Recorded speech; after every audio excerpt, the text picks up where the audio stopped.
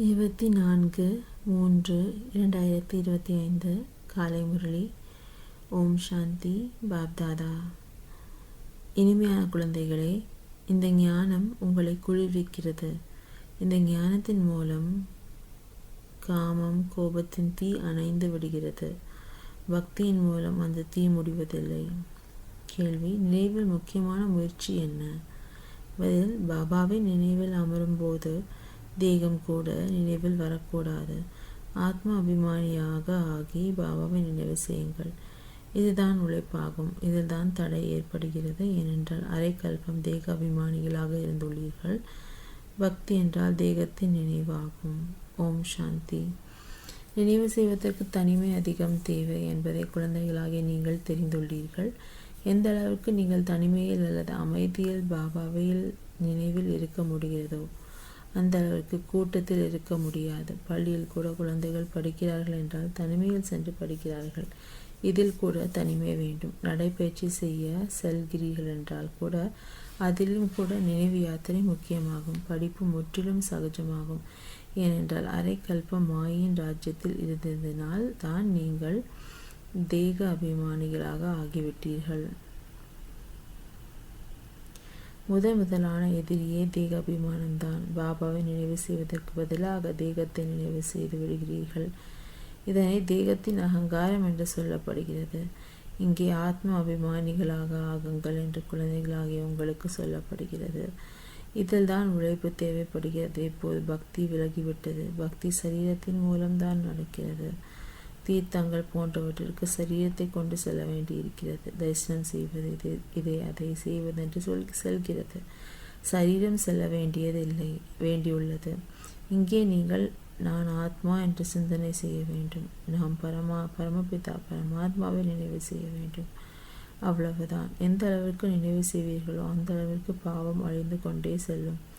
பக்தி மார்க்கத்தில் ஒருபோதும் பாவம் அழிவதில்லை. யாராவது வயதானவர்கள் இருக்கிறார்கள் என்றால் அவர்களுக்குள் நாம் பக்தி செய்யவில்லை என்றால் நஷ்டம் ஏற்படும், நாஸ்திகர்களாக ஆகிவிடுவோம் என்ற தவறான எண்ணம் இருக்கிறது.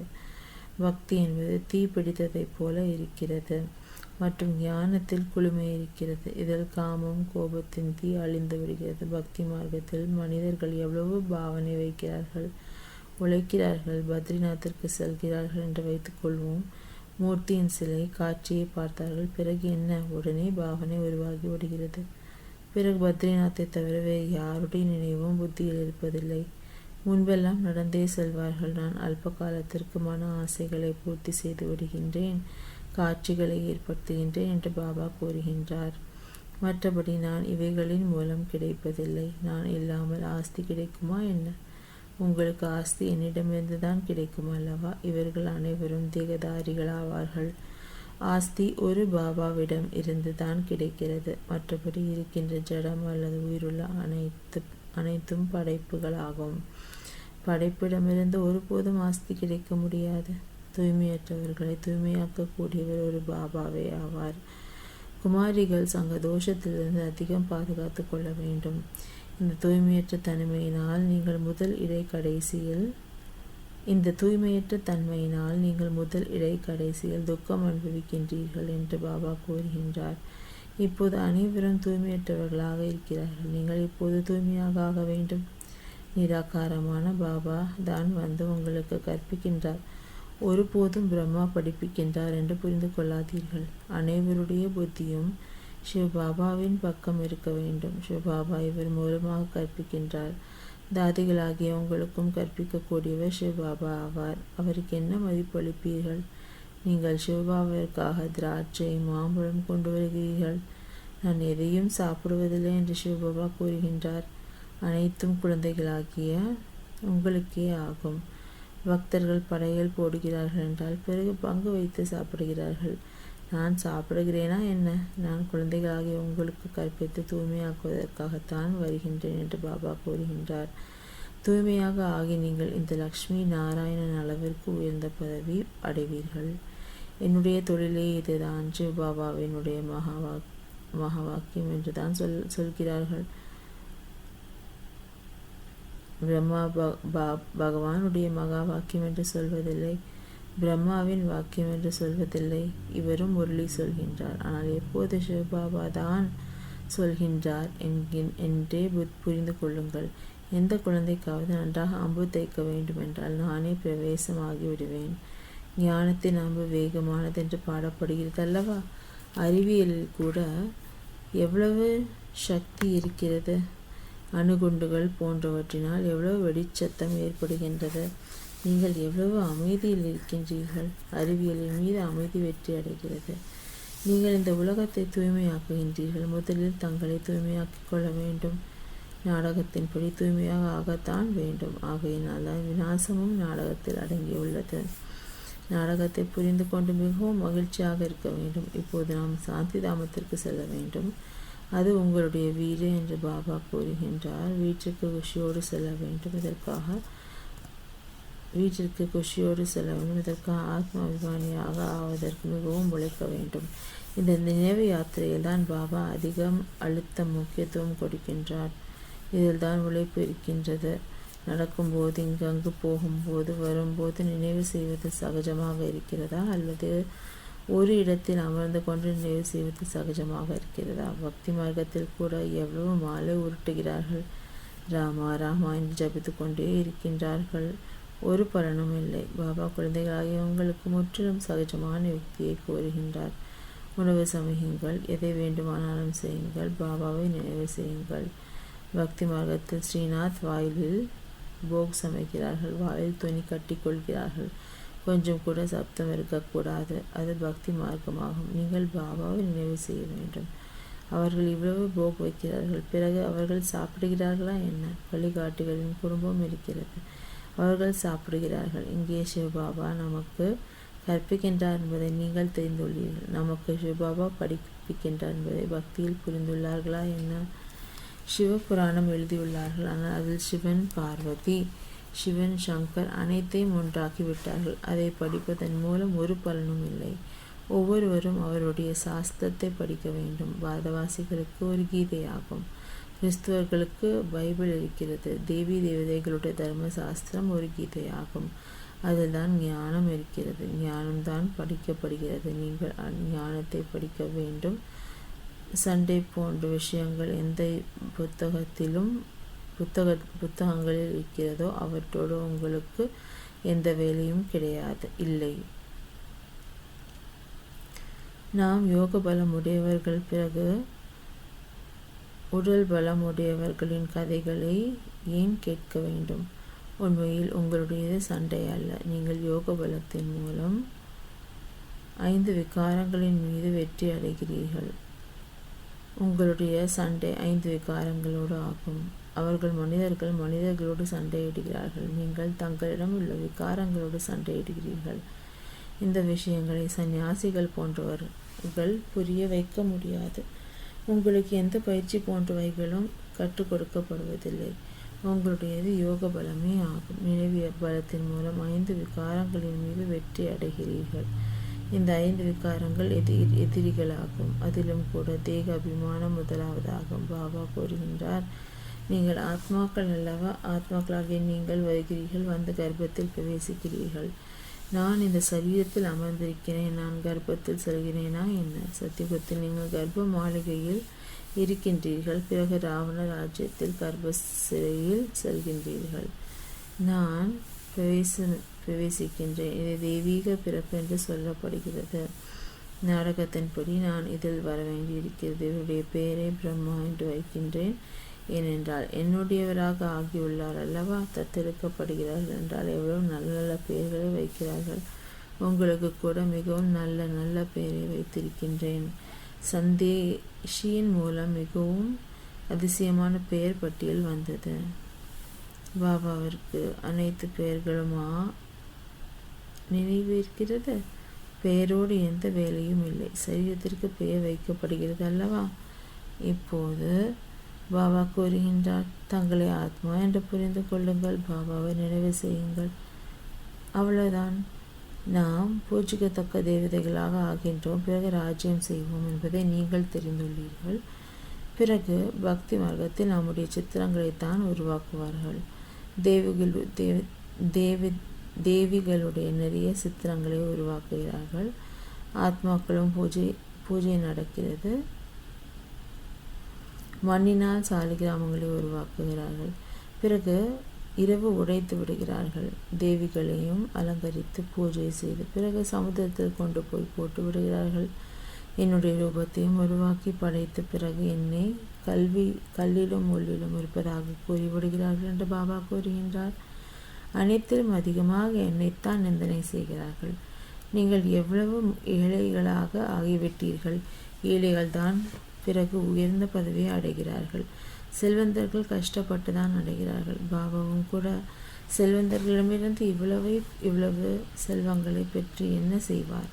இங்கே குழந்தைகளுடைய ஒவ்வொரு துளியின் பைசா மூலம் கட்டிடங்கள் போன்றவை உருவாகின்றன. பாபா எங்களுடைய ஒரு செங்கல்லையும் பயன்படுத்துங்கள் என்று சொல்கிறார்கள்.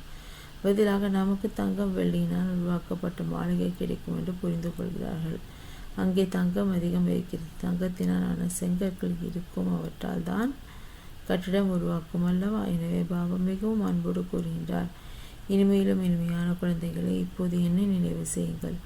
இப்போது நாடகம் முடிகிறது. பாபா ஏழை குழந்தைகளுக்கு செல்வந்தர்களாக ஆவதற்கான யுக்தியை கூறுகின்றார். இனிமையான குழந்தைகளே, உங்களிடம் என்னவெல்லாம் இருக்கிறதோ அதை மாற்றிவிடுங்கள். இங்கே எதுவும் இருக்கப் போவதில்லை. இங்கே எதை மாற்றுவீர்களோ அது புதிய உலகத்தில் உங்களுக்கு 100 மடங்காக கிடைக்கும். பாபா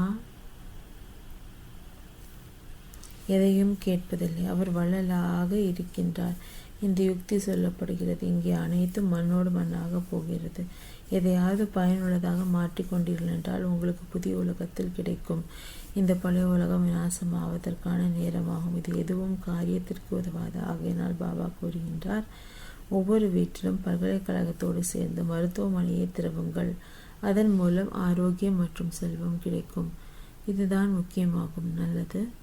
இனிமையிலும் இனிமையான காணாமல் போய் கண்டெடுக்கப்பட்ட செல்ல குழந்தைகளுக்கு தாயும் தந்தையுமான பாப்தாதாவின் அன்பு நினைவுகளும் காலை வணக்கமும். ஆன்மீக குழந்தைகளுக்கு ஆன்மீக தந்தையின் நமஸ்காரம். இரவு வகுப்பு 12/3/1968. இந்த சமயத்தில் சாதாரண ஏழை தாய்மார்கள் முயற்சி செய்து உயர்ந்த பதவியை அடைந்து விடுகிறீர்கள். யஜ்யத்தில் உதவி ஒத்துழைப்பை அதிகம் தாய்மார்கள் செய்கிறீர்கள். ஆண்கள் குறைவானவர்களே உதவியாளர்களாக இருக்கிறார்கள். தாய்மார்களுக்கு வாரிசாகும் போதே அதிகம் இருப்பதில்லை.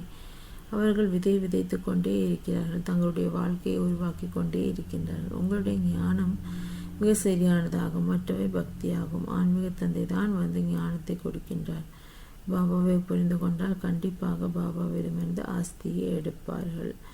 பாபா உங்களை முயற்சி செய்ய வைத்து கொண்டே இருக்கின்றார், புரிய வைத்து கொண்டே இருக்கின்றார். நேரத்தை வீணாக்காதீர்கள். சிலர் நல்ல முயற்சியாளர்களாக இருக்கிறார்கள், சிலர் மத்தியமமாக, சிலர் 3ஆம் நிலையில் இருக்கிறார்கள் என்பதை பாபா தெரிந்துள்ளார்.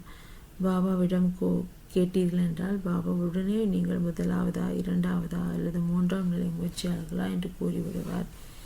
யாருக்கும் ஞானம் கொடுக்கவில்லை என்றால் 3ஆம் நிலையானவர்களே ஆவீர்கள். நிரூபிக்காவிட்டால் கண்டிப்பாக பாபா அப்படி சொல்வார் அல்லவா? பகவான் வந்து எந்த ஞானத்தை கற்றுக் கொடுக்கின்றாரோ அது பிறகு மறைந்து விடுகிறது.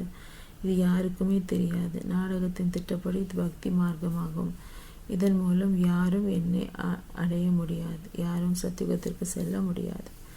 இப்போது குழந்தைகளாக நீங்கள் முயற்சி செய்து கொண்டிருக்கிறீர்கள். கல்பத்திற்கு முன் போலவே யார் எவ்வளவு முயற்சி செய்தார்களோ அவ்வளவு முயற்சி செய்து கொண்டிருக்கிறார்கள். யார் தங்களுக்கு நன்மை செய்து கொண்டிருக்கிறார்கள் என்று பாபா புரிந்து கொள்ள முடியும். தினமும் இந்த லக்ஷ்மி நாராயணனுடைய சித்திரத்திற்கு முன் வந்து அமருங்கள் என்று பாபா சொல்வார்.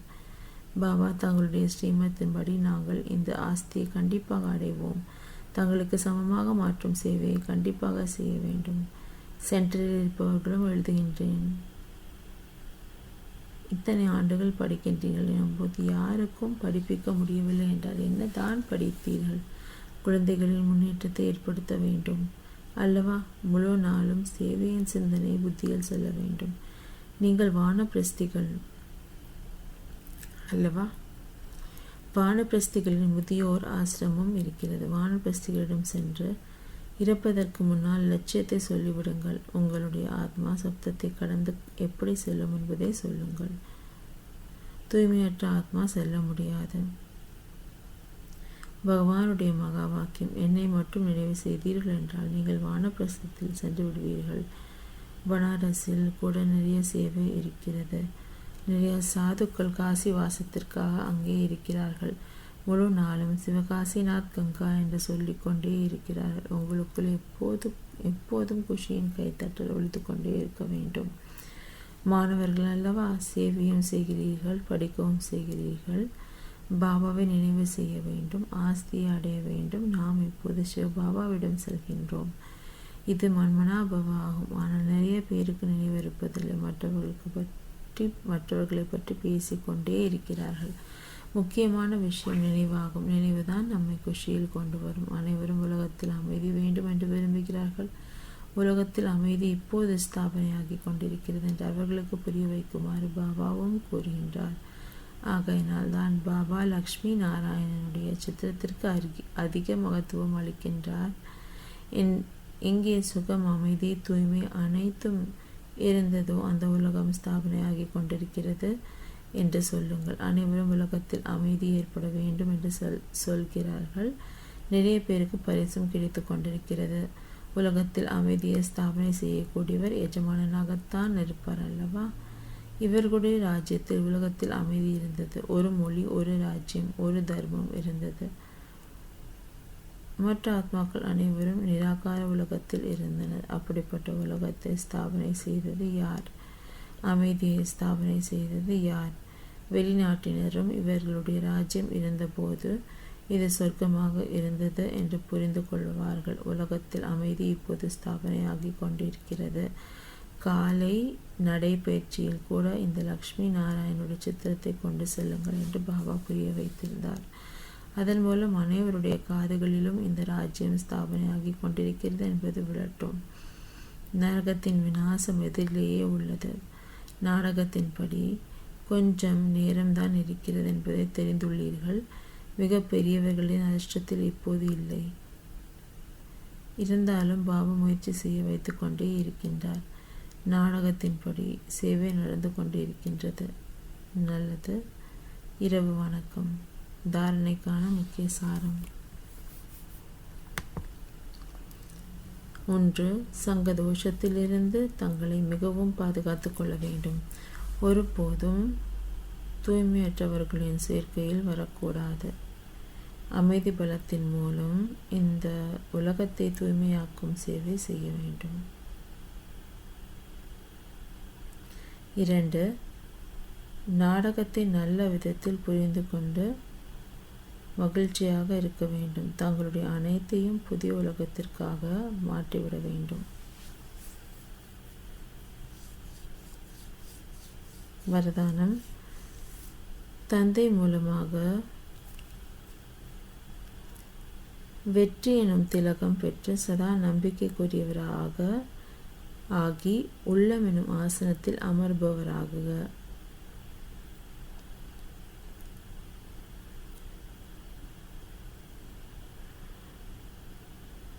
பாக்கிய வள்ளல் தந்தை தினமும் அமிர்த வேளையில் தன் நம்பிக்கைக்குரிய குழந்தைகளுக்கு வெற்றி திலகம் இடுகின்றார். நம்பிக்கைக்குரிய பிராமண குழந்தைகள் ஒருபோதும் கடினம், உழைப்பு எனும் வார்த்தைகள் வாயில் மட்டுமல்ல எண்ணத்தில் கூட கொண்டு வர முடியாது. அவர்கள் சகஜ யோகி ஆவார்கள். எனவே ஒருபோதும் மனமுடையாதீர்கள். சதா உள்ளம் எனும் ஆசனத்தில் அமர்ந்தவராக இரக்க மனமுள்ளவராகுங்கள். பெருமை சிறுமையை அழியுங்கள். ஸ்லோகன். உலக மாற்றத்திற்கான தேதியை பற்றி யோசிக்காமல் தன்னை மாற்றுவதற்கான நேரத்தை குறியுங்கள். அவ்யக்த சமிக்ஞை. சத்தியமும் நாகரிகமும் தனது பண்பாக்கங்கள். தூய்மையனும் ஆளுமையோடு நிரம்பிய ராயல் ஆத்மாக்களை பண்பின் தேவி என்பார்கள். அவர்களிடம் கோபம் எனும் விகாரத்தின் தூய்மையின்மை இருக்க முடியாது. கோபத்தின் சூட்சுமமான பொறாமை, வெறுப்பு, சந்தேகம் யாவும் உள்ளிருந்தால் உள்ளிருந்தே எரிக்கும் நெருப்பாகும். வெளியில் முகம் சிவக்காது வெளுக்காது, ஆனால் கருப்பாகும். ஆகவே இப்போது கருமையினை அழித்துவிட்டு உண்மையாகுங்கள். ஓம் சாந்தி.